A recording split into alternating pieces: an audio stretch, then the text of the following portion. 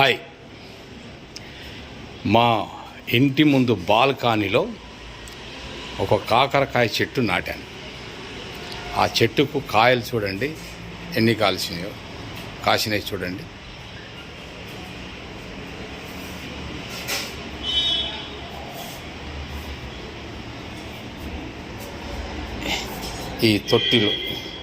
ఈ తొట్టిలో వేసాం.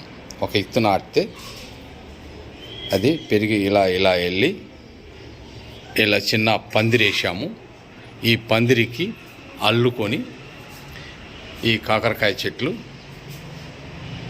కాకరకాయ కాసింది. ఎంతలా ఉంది చూడండి కాకరకాయ. ఇవన్నీ ఒక 10 కాయలు కాసినాయి, ఇంకా పైన కాస్తున్నాయి.